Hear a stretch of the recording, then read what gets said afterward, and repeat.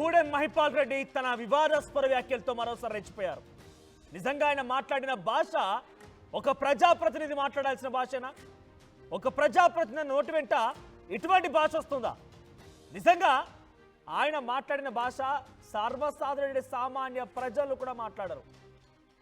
ఒకసారి ఆయన డైరెక్ట్గా ఏం మాట్లాడారో చూసే ముందు ఆ బ్రేకింగ్ న్యూస్ మనం చూస్తున్నాం. MP Raghunandan and MLC Anji Reddy సమక్షంలోనే బూతు పురాణంతో రెచ్చిపోయారు ఆయన. అమీన్పూర్లోని తెల్లాపూర్ మున్సిపాలిటీలో రిజర్వాయర్ ప్రారంభోత్సవంలో ఎమ్మెల్యే పటాన్చెరు గూడెం మహిపాల్ రెడ్డి పాల్గొన్నారు.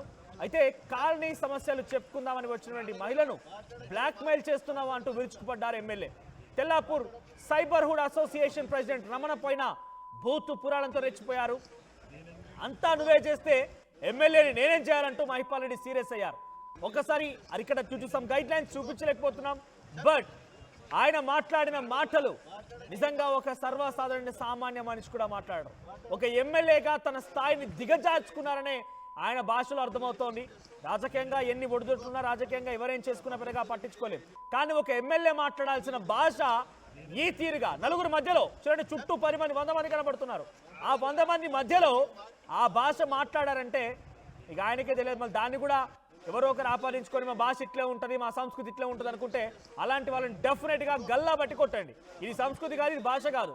సో ఎమ్మెల్యే గూడెం మహిపాల్ రెడ్డి ఎటువంటి భాషను ఉపయోగించారు, ఏం మాట్లాడారో చూద్దాం.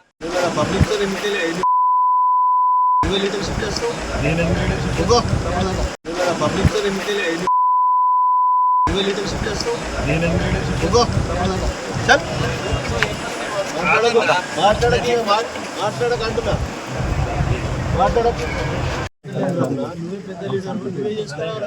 మీ దగ్గరికి వచ్చి రిక్వెస్ట్ చేస్తున్నా